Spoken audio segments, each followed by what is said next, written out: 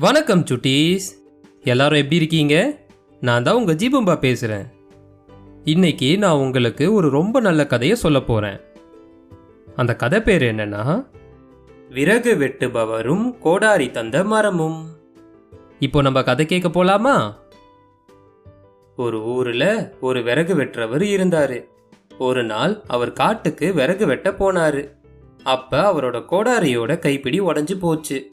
உடனே அவருக்கு ரொம்ப அழுகையா வந்துடுச்சு. இனிமே நான் எப்படி வாழுவேன், என்னோட கோடாரி இல்லாம என்னால எப்படி சம்பாதிக்க முடியும்னு நினைச்சு வருத்தப்பட்டாரு.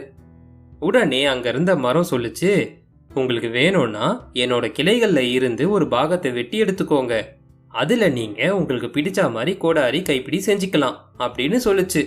உடனே அந்த விறகு வெட்டி அந்த மரத்து மேல ஏறி ஒரு கிளைய வெட்டினாரு.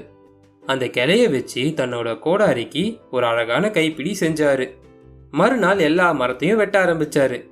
அப்பதான் அந்த மரத்துக்கு புரிஞ்சுது, நாம வாயை வச்சுக்கிட்டு சும்மா இருந்திருக்கணும்னு.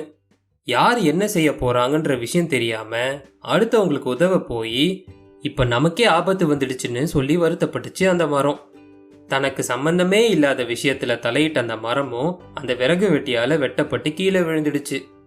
சுட்டீஸ், இந்த கதையோட நீதி என்னன்னா, நாம எப்பவும் யோசிக்காம அடுத்தவங்களுக்கு உதவி செய்யக்கூடாது. நல்லா யோசிச்சதுக்கு அப்புறம் நல்ல உதவிகளை செய்ய தயங்கவும் கூடாது. அவ்வளோதான் சுட்டீஸ், இந்த கதை இதோட முடியுது. இந்த கதை உங்க எல்லாருக்குமே பிடிச்சிருக்கோன்றத நான் நம்புறேன். இதே மாதிரி ஒரு நல்ல கதையோட நான் உங்களை சீக்கிரமாவே சந்திக்கிறேன்.